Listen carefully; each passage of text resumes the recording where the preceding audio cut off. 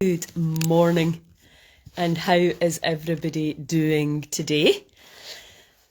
So last Friday I had the wonderful Natasha Fullerton on, the She Coach, and it just, as we were talking, I thought it's a really nice format, us having a conversation about that we would have anyway normally, and answering your questions and just discussing the pros and cons of all the different choices that we have in terms of protocols, etc. So this week I have asked Julie Foubster to join me, and I only met Julie last year at the Goddess Gathering in Perth, where she spoke about her, morning Brian, she spoke about her journey with breast cancer, and she just did it so brilliantly that I said we need to record that. So we've recorded it as in a podcast, and I wanted her to come on this morning and discuss breast cancer and her journey and all the things, the amazing things that she has learned and that she can offer to other people in this position. Because I think we know now, you'll hear when Julie and I start chatting, people have been a bit more proactive in terms of their healing and their bodies and what they feel is right, but also there are a lot of things to consider. So Julie, are you there? Can you let me see if I can see you. I can't see you yet. Are you there? We'll bring Julie on and we'll just talk about her story. I mean, it tends to be that most of my clients is breast cancer the problems can start with. So it's I think this is an issue. Why are so many of us? Wait a minute. I'm just discussing with it.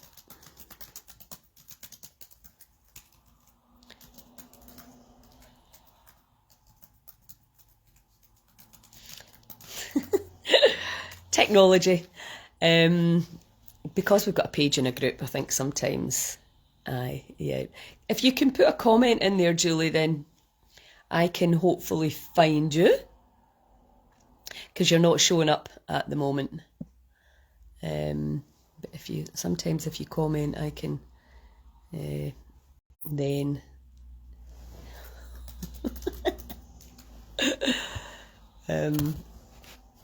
Yeah, so while we work this out, there's so many, it can be very overwhelming, when you get a diagnosis, whether it's breast cancer or any kind of cancer or any chronic, degenerative, allegedly incurable disease. Right, let me see if I can get you here. That's really strange. I don't know why I can't get you on. Are you on your phone, Julie?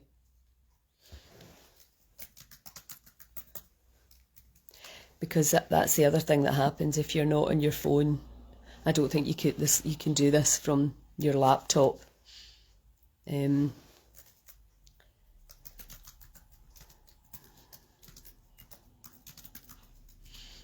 just double check. That feature's not available in the laptop. You'll need to jump on your phone.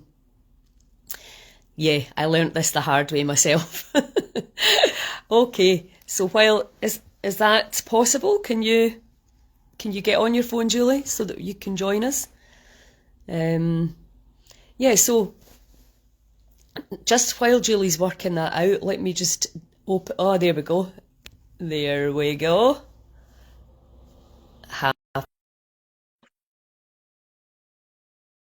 I should have mentioned that to you, Julie, sorry. So she's just beaming in from her phone now. And so we're going to be covering all these topics. If you know anyone who... Hi! Oh, I'm sorry. I was thinking, when you said, have you joined a live before? I was like, yeah, what could possibly go wrong? Everything. Well, it just dawned on me about the laptop thing, because for some reason, you can't do it from your laptop, which seems a bit strange. But anyway, you're here now. How are you? Lovely to see you. I am good. Yeah. How are you? Yes, I'm good too. Good too. Excellent. Surfing the waves of craziness, and you know, I've Yeah. got a friend. I've got a friend here just now. He's up for a week, and he's really cheered me up. My God, he's so funny, and it's been so good to Oh. just laugh, laugh, laugh, Hmm. laugh. Yeah. Laughing for about 4 hours last night, and it really does just make you. It is the best medicine. Okay, so I Absolutely. was Yeah. just thinking about. I think it's whether it's breast cancer or any kind of cancer. You know, the one of the big things obviously is the fear. Yeah. Can you just tell us about your particular diagnosis and the information that you were given and how that Mhm. affected it? Yeah. So, like, my diagnosis was just right at the start of lockdown, 2020, and I was diagnosed with triple negative breast cancer. So they call it triple negative not because of what it is, but because of what it isn't. So it's not got any of the hormonal receptors, or if it has, it's very, very minute. So, and it's apparently one of the more aggressive types. Um, which they tell you as well when you're when you get diagnosed. So, That word yes, aggressive. It's just, I it really know. shouldn't be in the healing terminology. No, no. Well, all these things implant into your brain, and it's very difficult to shift these things once you've got them in there. So, You yeah. can't So, unsee it.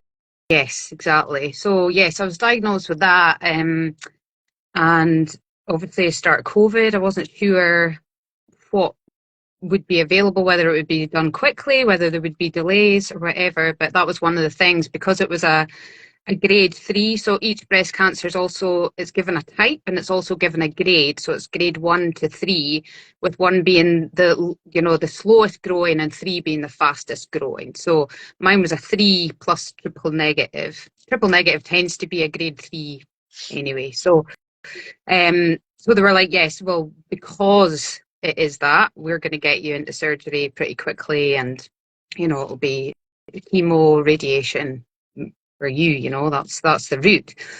And so there was this kind of urgency, and it just felt like it was everything was quite fast, and you just get dragged along without really taking time to think about what it is that you really want to do. Um, so yeah, it's pretty stressful time, but I do find, for me anyway, the worst time in all of that was the waiting. It wasn't the you've got breast cancer, it was the waiting and the tricks that your mind plays and all of that stuff. That was the hardest bit. Yeah. And it honestly was. And like I've had 4 surgeries, I've had chemo, I've had radiation, and that is the worst part out of all of that, Yeah. to be honest. Wow. Um, Yeah, a friend of mine she said, I knew cancer, affected my body, but I had no idea what it would do to my mind. yeah. And I thought I'd never really heard it put that way before, but it becomes a battle with the mind, doesn't it? And Absolutely. and that battle is affected by the number that you get, the prognosis, the language around someone telling you what they perceive your body is doing and how Yeah. dangerous or not too dangerous it may be, Mhm. and it's almost like a branding. I've had some clients that have been given a horrendous story, and I'm Yeah. just like, is that ever No. helpful? Because I think somebody saying to you you're terminal or you're incurable, it just means, well, I don't know how to cure it. But that doesn't mean to Yes, say it's exactly. incurable or terminal. We know Yeah. that thanks to, I think, primarily the work of Dr. Kelly Turner, Hmm. radical emissions, that there's loads and loads of people what they call defying the odds, and Joe Dispenza as well. Um, Yeah. and I think a lot of people think I'm against traditional treatments, but that's Mhm. absolutely not the case. I know that some people need to have them because they would be far too scared not to. Yeah. Would I love a world without these toxic treatments? 1000%. And I Mhm. think that's what we should be looking towards. But while we're still in this, the changeover between the kind of really heavy third dimensional reality of tumours and etc. and malignancy and all these words, until you can get to that place of understanding how Mhm. how the nature of dis-ease, and I love German new medicine, Yeah. think Roger Hammer's work was incredible. And that's what I loved about your story. Mm. You know, when you read it out so eloquently and articulately and so moving at the Goddess Gathering, because you kind of navigated all the life hacks really that had happened, the traumas, etc., that led you to that day that, you know, where you got that diagnosis. So it's not just one thing that happens where we're all carrying all that information of our lives and our lifetime, and then suddenly something happens and, you know, we get the wake up call. Yeah. You know. Yeah. And So that's really what it was like. It's you know, and I think I said that in the talk as well. It was like everything that I'd ever experienced was in, you know, preparation for this moment. You know, it's like, whoa. And you know, I really have to credit like my the trainer that did my coach training, the company Animas that did the training, because the training was so fantastic, and it really, really did allow me to start thinking out of the box, you know, thinking differently to how I had been thinking before. And that was absolutely crucial in my diagnosis, you know, because I didn't just take exactly what they were saying. I thought to myself, well, what else is possible? And just that asking yourself that one question then opens lots and lots of doors. And it's just about being open to possibilities and looking out there and finding stuff that kind of matches you, that resonates with you, you know? Yeah. yes, I would interesting. love to. Yeah, sorry. Like Linda Carpenter, who also, you know, who healed herself. She was told she was terminal, her life insurance paid out, and she was a business coach. And so, like you, she kind of just used that. Definitely helped Yeah. her to heal herself too, because Mm-hmm. you already have that. You're not trying to learn everything after the diagnosis when usually you're in a state of fear and Yeah, overwhelm. exactly. You've already got that training, and you go, right, okay, what can I do here? What can they do to help me, and what can I do? And then together you marry up and you make your plan.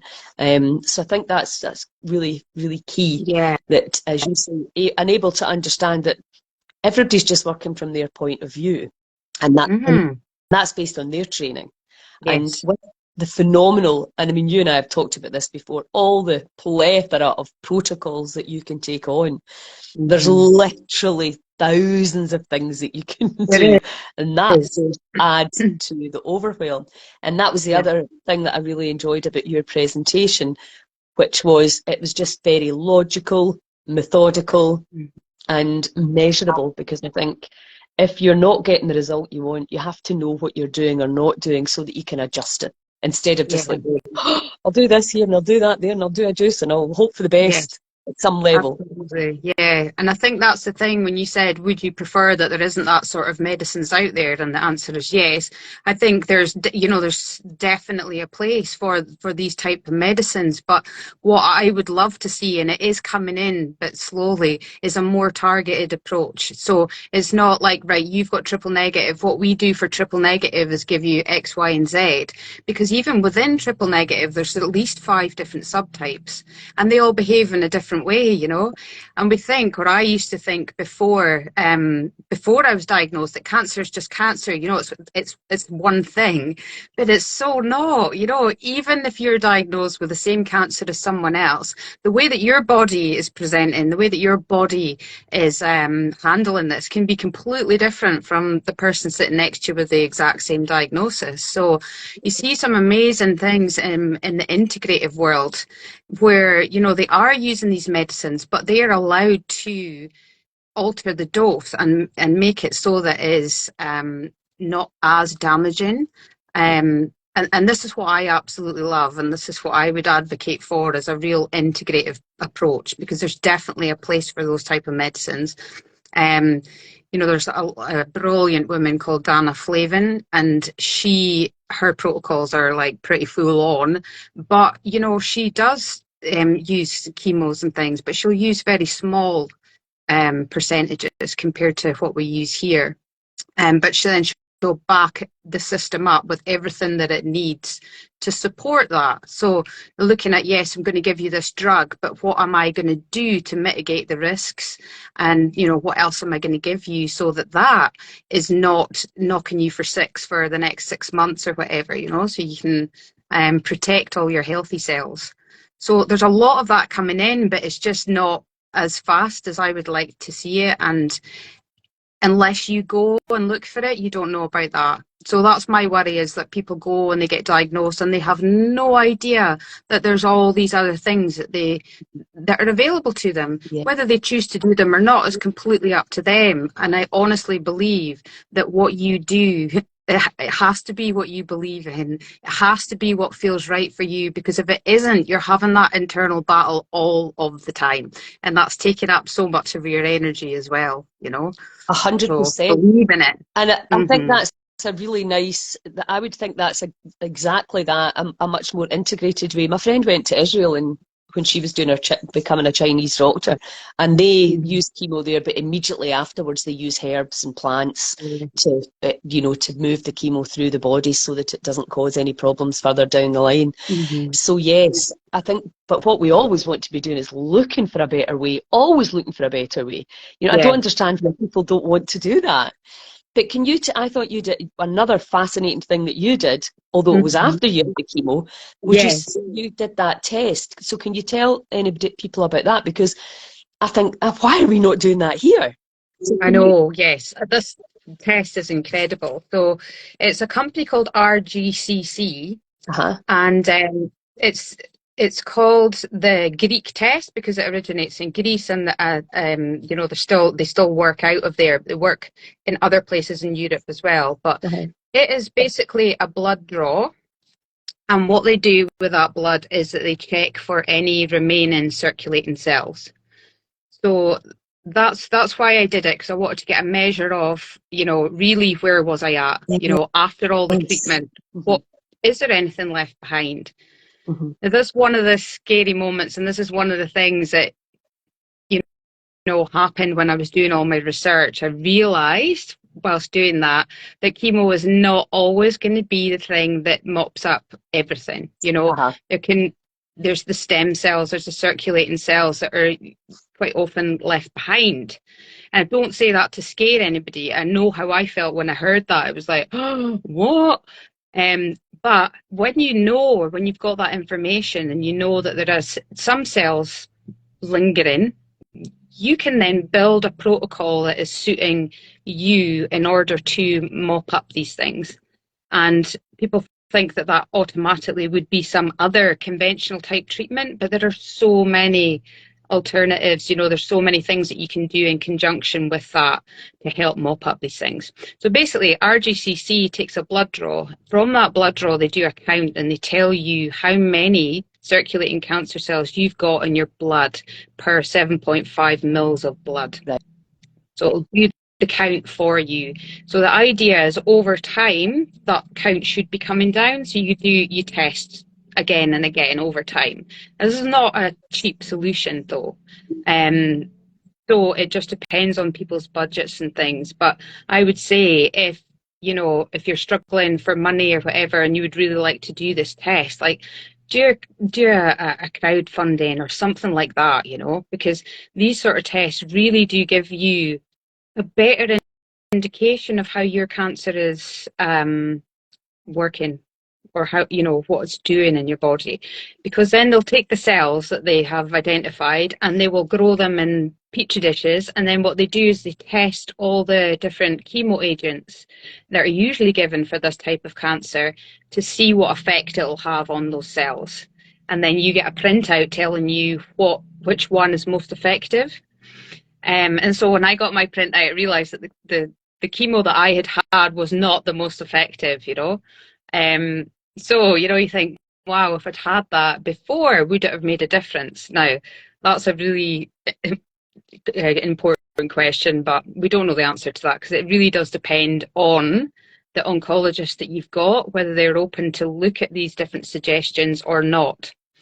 And that's not always their fault. It's just the system and the way the system's set up. They have their ways of doing things, their protocol, and something outside of that, they maybe don't have the go ahead to change. But what else it does in this test is it tests your cells against so many natural agents. And now, you get two schools of thought. Well, you probably get more than that, but you get the people who say it can only be conventional treatment because that's what the oncologist says. And then you get the people who say it can only be natural because, all this other stuff's poison. But what this really shows you is that you can do both, because there's really useful stuff on both sides. So I have a printout here telling me which natural agents work against the cells, doing sort of different functions, but and which ones will pretty much kill the cancer cells.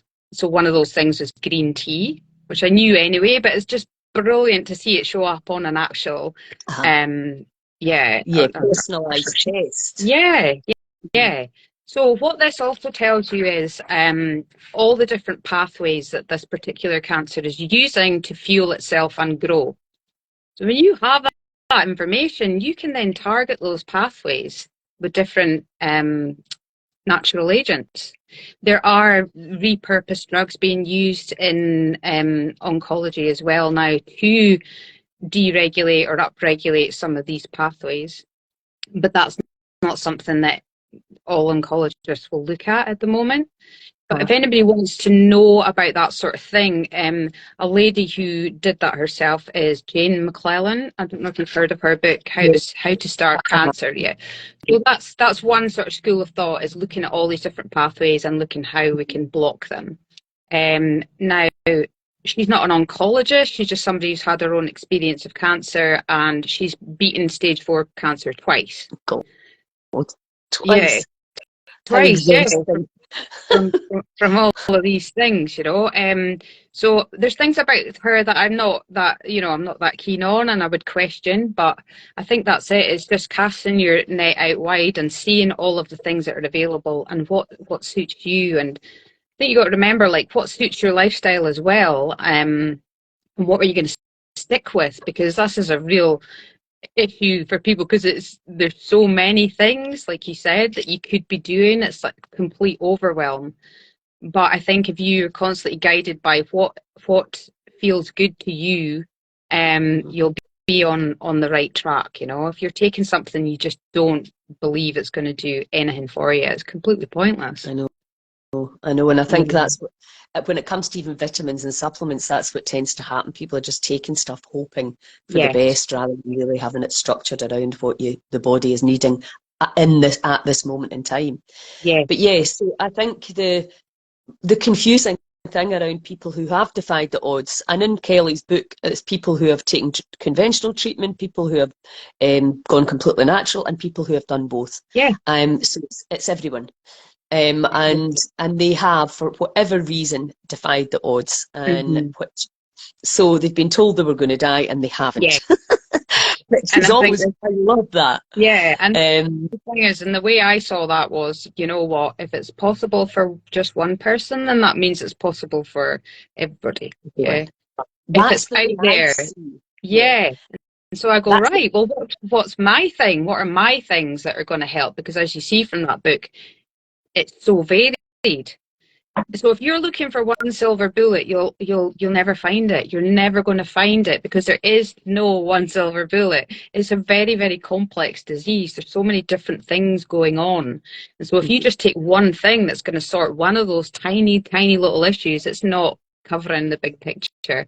And we're so desperate at the beginning to find the thing that's going to fix it.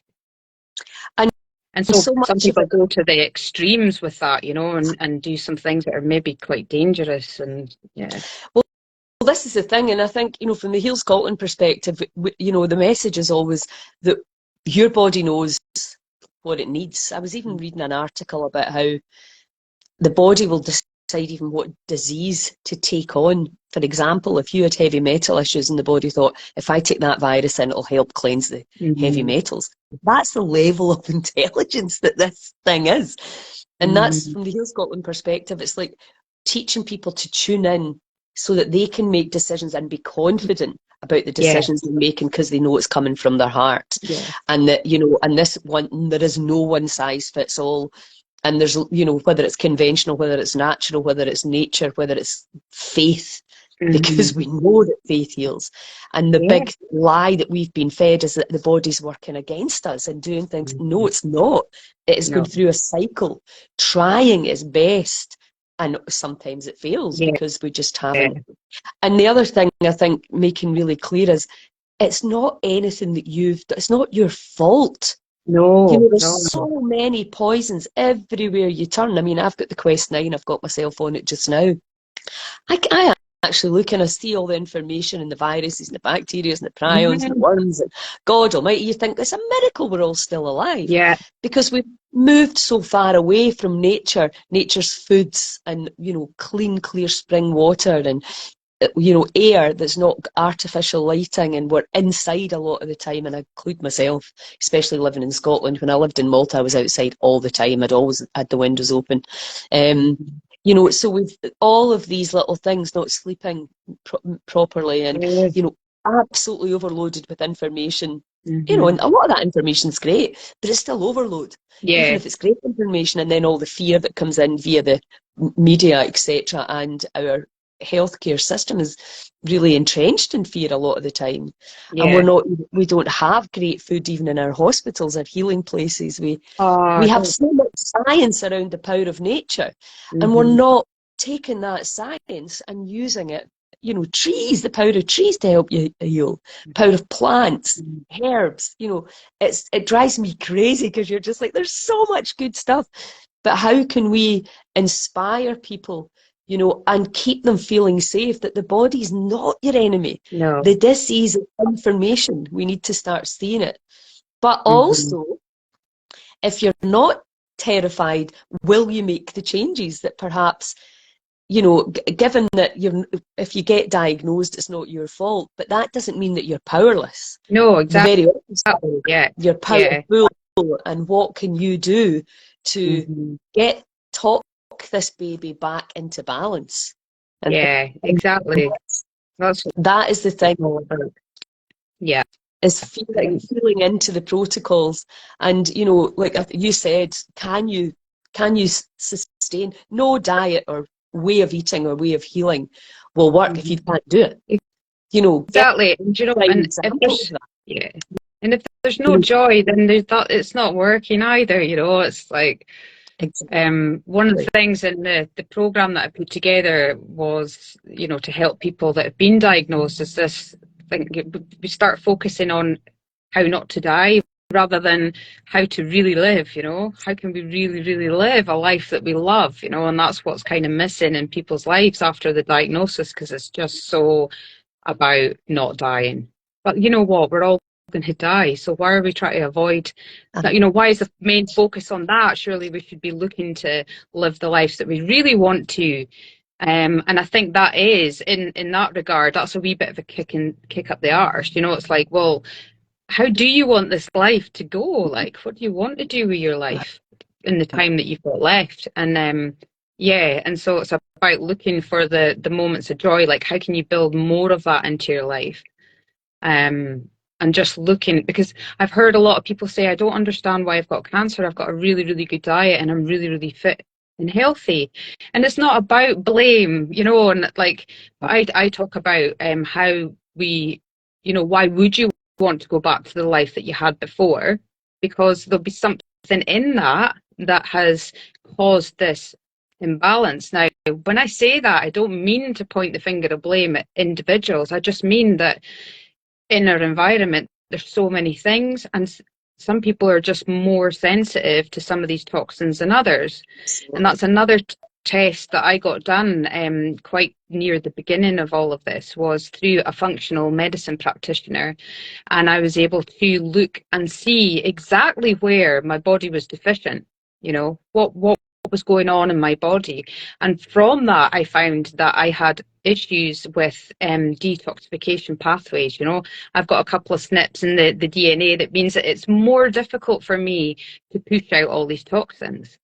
So there you go. I could have been more healthy than I was. I could have been doing more exercise, but would that have actually made a difference? Well, maybe not, because what I needed to work on was getting rid of these toxins. And so then you can hone in on the things in your diet that are going to help you detox. You can look at your home and say, well, what Yes. toxins? And it might not be obvious, but things like your carpets and your materials on your bed frame, your paints on your walls and things like that. And you think, oh Christ, that's ridiculous. How far do you need to go? But if you get testing, this is the beauty of testing, is that you can find where the main issues are and you can concentrate your efforts in those areas rather than throwing money at absolutely everything, because it is very, very expensive if you want to try and do these things yourself over and above. It's expensive if you're going in the wrong direction. Exactly. And I think, I mean, I've kind of, there's so many tests now. I think that's one of our big problems, to be honest. We're not giving the body any chance to do anything. We're testing and then we're panicking.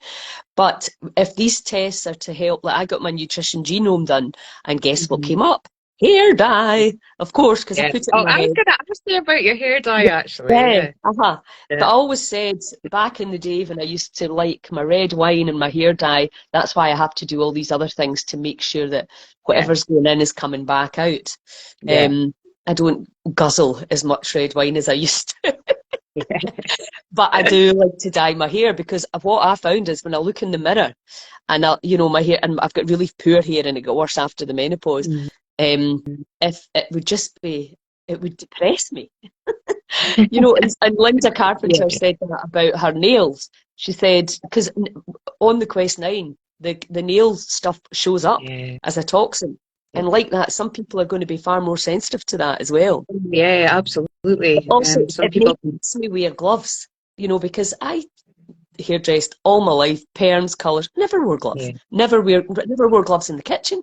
Like, it's a miracle I'm still alive. And you think what Hmm. I've done to his body. So yeah, that's very powerful, I think, is getting these tests. But again, we're going into that realm of money. And, I Yeah. like from the Heal Scotland perspective to talk about everything that's inclusive, Hmm. foraging, etc., and the things that we can do with nature that everybody can do. Yeah.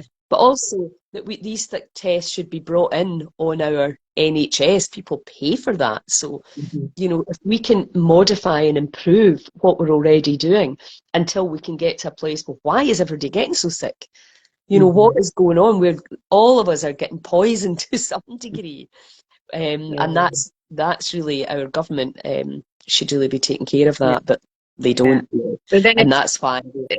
if people realize this, then they can take some level of control of that themselves. I think sometimes people don't realize that actually what you're putting on your skin is going into your system. It is. And your body's having to work hard to get rid of that. So even just looking at those simple, basic things to begin with can really help. Um, Absolutely. What you cook with and how, obviously, what you cook and how you cook it and mhm. and what you brush all your body products. These are really simple things to change and make Yeah, them safe. yeah, And because it's the overload, isn't it? They reckon yes, that it you've is. put something like, 30 chemicals in your body by the time you've had a shower, done all your teeth, maybe washed your hair, etc.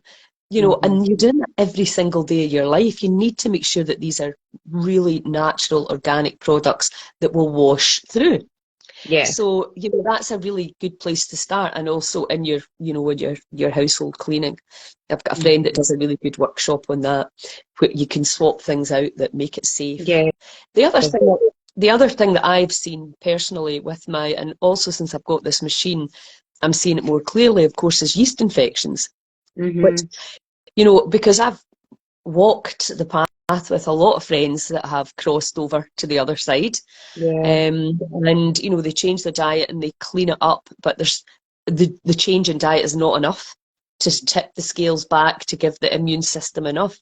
So I've been kind of looking at this idea, about the yeast infections and the fungus and the mycotoxins, Is that what's going on, where you literally are, where you see somebody get smaller and smaller and smaller and smaller, like almost getting eaten from the inside? Yeah. And so, yes, that is definitely a thing, and not just with not with people that have been diagnosed with cancer, but a huge amount of the population, these infections are causing havoc. Yeah. And even if they're not killing you, they're certainly depleting your life force. You know, you don't have that, and I've suffered from that. I'm talking from personal experience here. And you know, how do you then manage it? Because a lot of houses are mouldy and damp. Yeah. And now heating crisis, people are turning down their heating, and you know, so again, you're like, well, do you even want to go into that realm? Because if you're living in a house that's full of mold, even if you can't see it, is it having an impact on your health, and are you just going to stress people out more? But even thinking about that, and again, like you were saying, you know, some people are much more sensitive to that than others. Yeah. And I certainly seem to be one of them. And that came up in my nutrition genome as well. So I've been looking, and again, there's lots of different ways to deal with that, because also from the bioterrain perspective, when your body is, and I always liken it to like a stagnant pond. You know, when your body goes to a certain pH, that pH allows an infestation of all sorts of nonsense, where the parasites and the fungus and all that can grow and then start to actually break the body down. So I'm fascinated by that, because it's like, well, how can we give people very clear advice that doesn't scare them, that they can easily follow, and that can help wash the infection out? Even because the other thing, I mean, I suffer from sinus infections, but abscesses in my teeth, I'd had no idea that that was these yeast infections just finding a place to express. You know, some people it's the urine. For me, it was sinuses and teeth. So I've been doing a protocol that I found hugely helpful that involves colloidal silver. If anybody's interested in it, I can send it to them. It was a naturopath in Nova Scotia that put me onto it. It's not, again, it's not for everybody. Some people will be like, hydrogen peroxide, borax, and colloidal silver. And I use oregano oil, but you can use, you know, black cedar. And so, but what I liked about it was, and obviously you cut out sugar because you want to stop feeding well, in actual fact, you want to alkalize the blood, but you want to actually acidify the gut, because the pH there is different, you know, which is another thing. And this is where it all gets confusing for people. So, you know, I found now that I'm trying to educate people on the bioterrain, how music, light, the 5 elements, etc., everything is impacting your bioterrain. Your thoughts, obviously, your feelings, your faith, you know, your attitudes, and obviously your food, etc.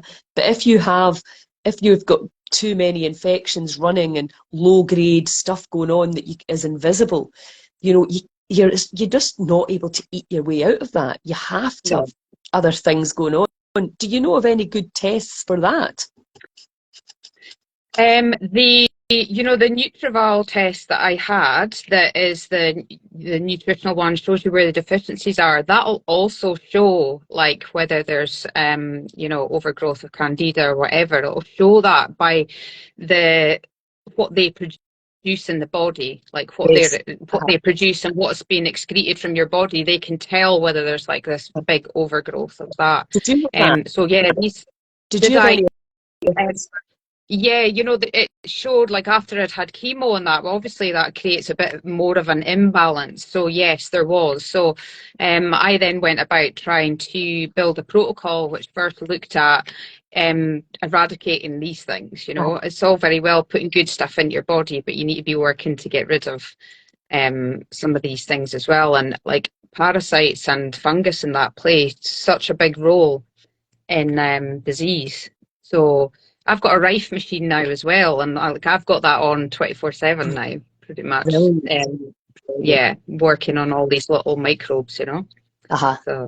Fantastic. Yes, I mean, you know me, I've got every gadget known to man.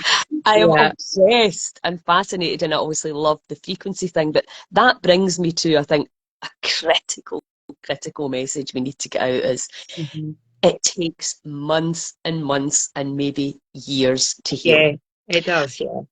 properly. And, to me, aging, as we know it in the West, is a disease as well. It's a Mhm. degenerative disease that is unnecessary to happen at the rate it happens.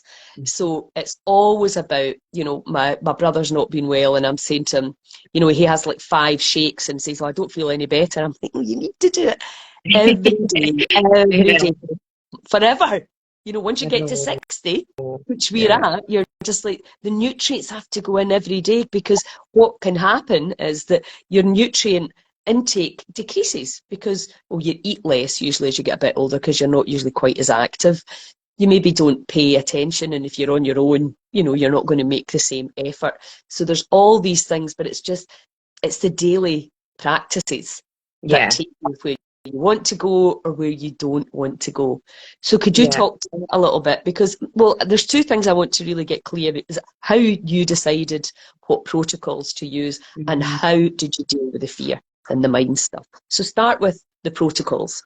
So the protocols that I use are based on the testing that I've had and a load of things that I've read and seen, and picking the things that I enjoy or I feel would um, be easy enough for me to incorporate in my life, But the protocols, as far as the supplements and food and things, that's basically down to testing and seeing all these different pathways that are involved in my particular cancer, and then using those supplements, matching supplements to those pathways to downregulate or upregulate them. That's what I've been doing. So within every type of cancer, there will be common pathways or genes that are affected.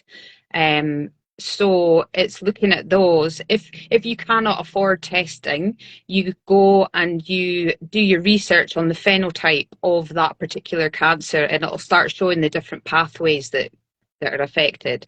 And then you start looking at supplements that will do something for that particular pathway. Now, I've got a really, really good book if anybody's like looking to try and build their own protocols.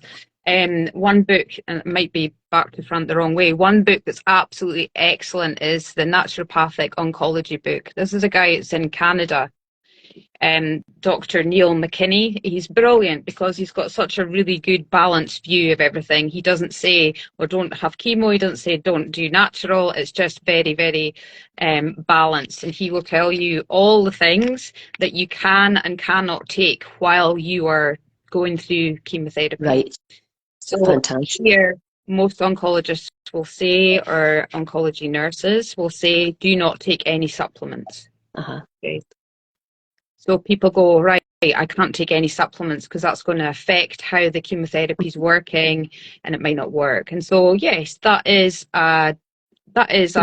something to take into Consideration. consideration. Definitely it is. But what they do is they put a blanket no across everything, and that's not the case. But it's because there is no training available for them to be able to say exactly what's good and what isn't. And so they Mhm. just go It's on the safe. side of caution, yeah, and say, don't take anything. So know that if you hear somebody saying don't take anything, it's not because you can't take anything, it's just because there's an awful lot more to it. But that guy is really, really good because he gives you a very good idea of what can be taken, how long before, how long after, all that sort of stuff. So it's a good resource.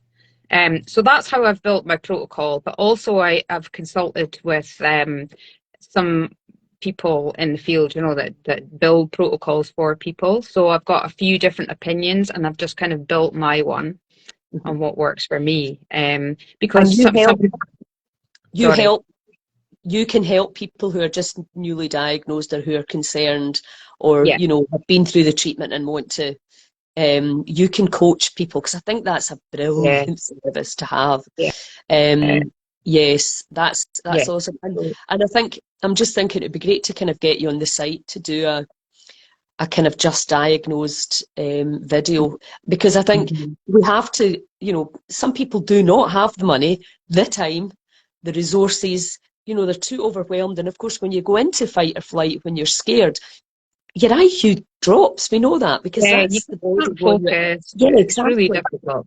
Yeah. So if So I you're think, aware of free resources and, all the way up to all these resources that you're mhm, talking about to make it clear for people, if you're, yeah. like people that would have the money to get that test or could maybe do a wee crowd fund to get that test, not rush Mhm, into things too quickly if possible, yeah. take some time, do a little bit, so and just kind of take them by the hand and say, right, okay, let's do this, let's do this, let's Yeah. do this. That's So it, yeah.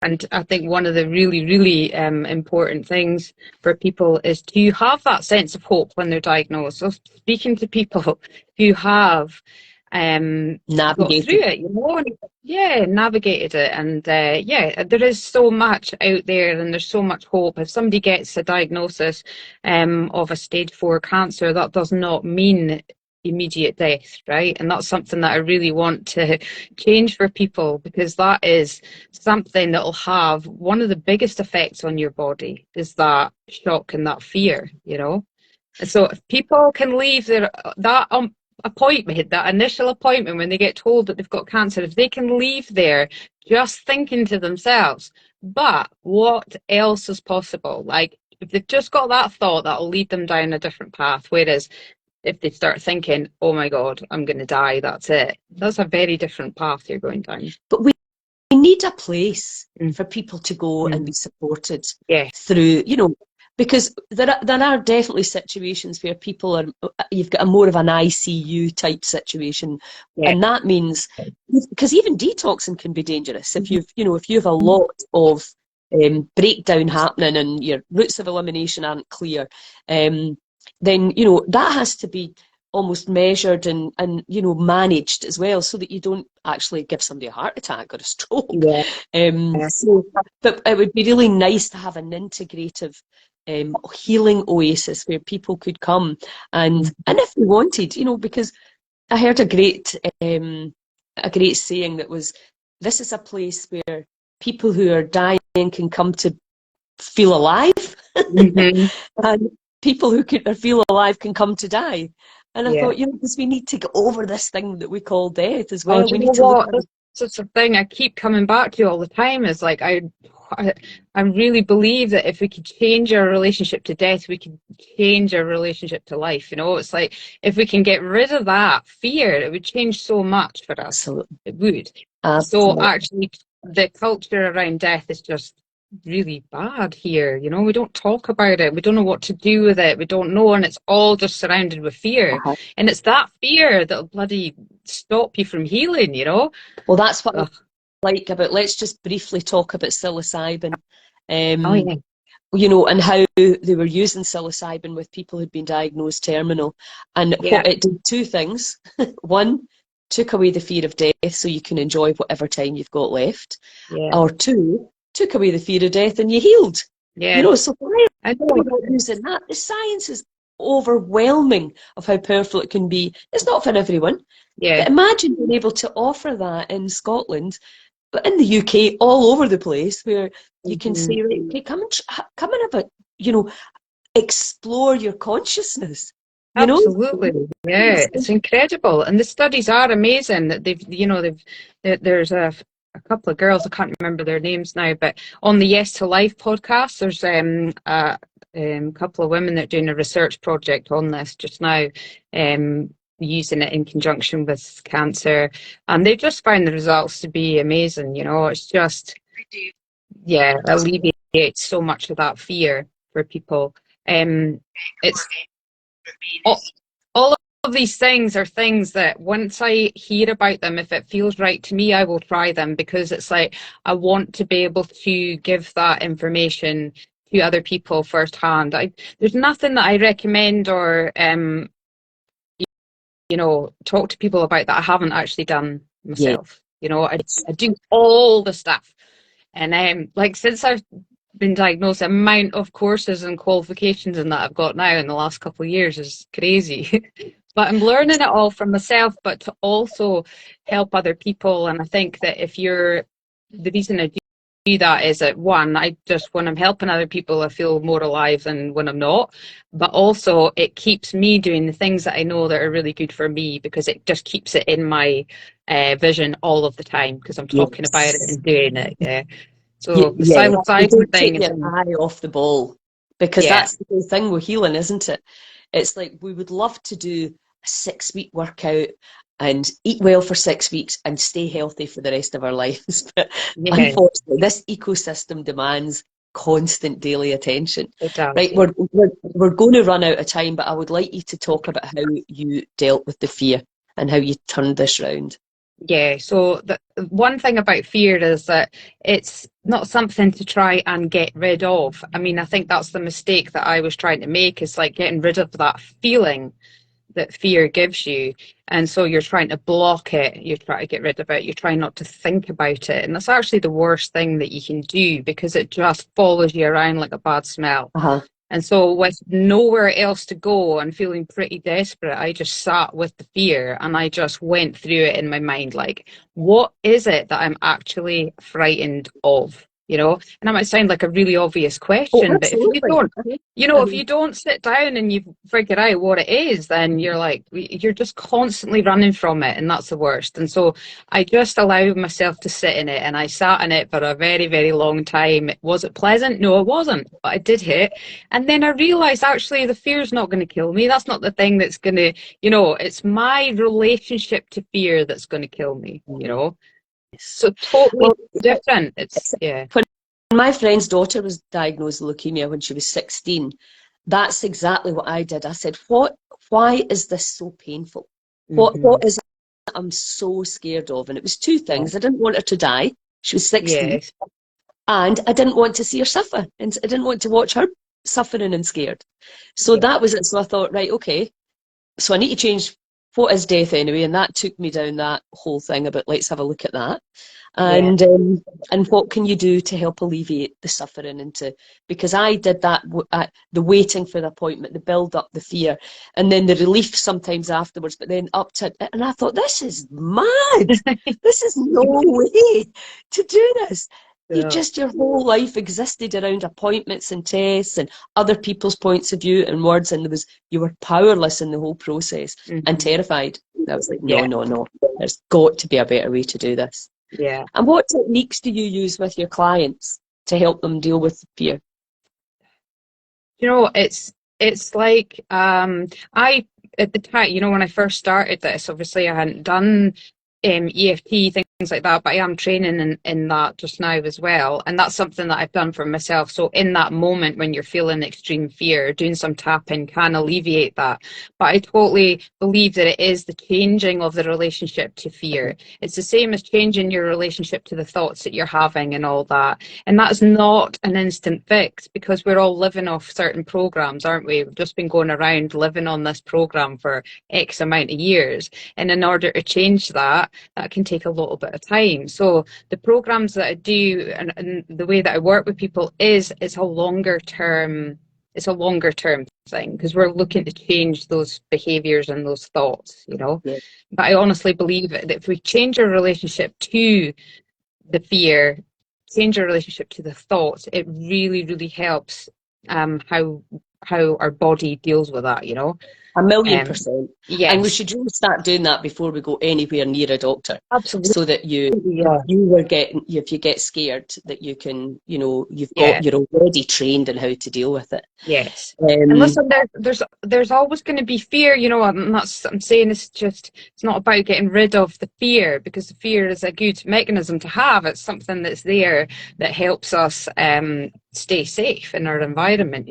But if we can, it if we mobilizes can, us. yeah, if we can discern, between what's helpful and what isn't, then that's better. So I think, yes, the main mistake we make is that we shouldn't be fearful, and we should be trying to get rid of that. And it's not, Mhm. it's not something to get rid of. It's just, yeah, Uh-huh. trying to change how we Well, we're deal with it. emotional beings, and we go through the whole spectrum of feelings and emotions, and that's normal, that's Yeah, human. it And is. that's arguably why we came here. And when we can learn to, to either surf the waves or duck under the waves, and Mhm. learn ways to navigate around it, and also, again, from the Heal Scotland perspective, is shift our perception of what the body is. This Yeah. magnificent, incredible, energy system that interacts with another super fantastic energy system, and we make it a lot more exciting rather than scary. Mhm. But Yeah. you can't have one without the other. You know, you No. have these polarities that you love and fear and, you know, all of that, Mhm. light and Oh yeah, dark. it's all, and I think Yes. that's it. It's just coming to a place of acceptance of what is life actually. Well, life is all of those things, you know, and if we're running from any one of them, then we're not living a full life. Uh-huh. Um, so I think it's being comfortable with being uncomfortable and being comfortable with the fact that things aren't always going to be plain sailing. You know, I think when Yeah. we grow up, we go, one day I will have this, this, and this, and then I'll be happy. And it's like, well, no, because that's never going to happen. I'm not saying you'll never be happy, but you can be happy right now. Yeah. You can do it right now. That's the aim. Not wait, yeah, not waiting sort of 40 years until you've built up you know, X amount of money or you've got the perfect house. You know, that's just constantly putting off joy and peace and everything in this moment for some future event. And it's no, you know, I Yeah. don't want to be doing it. So just Yeah. want to ask if anybody's got any questions that they would like to ask right now, because I'm aware that that's us been yakking for nearly an hour, which I knew was happening anyway. And I'm going to Yeah. get you back on to talk about far infrared as well, because that's really interesting what you've Yes. been learning on that. And also, if I'm anybody has combining any that with questions, Reiki as well now, so it's uh-huh, really good. if anybody is has got any questions watching this, you know, later, ping the Mhm. messages in, and you can contact you. What's the best way to contact you? You can contact me on Facebook Messenger or contact me through email. It's Julie at thriverhive.com. Thriverhive. Maybe pop that in the comments so that people Yeah, see if anybody wants to chat to you. And yeah. I'm going to talk to my marketing girl about getting this on the site for people that are just diagnosed, so that there's a Mhm. place for them to go and resources Yeah. there. I was just So thank you gonna, so. Sorry.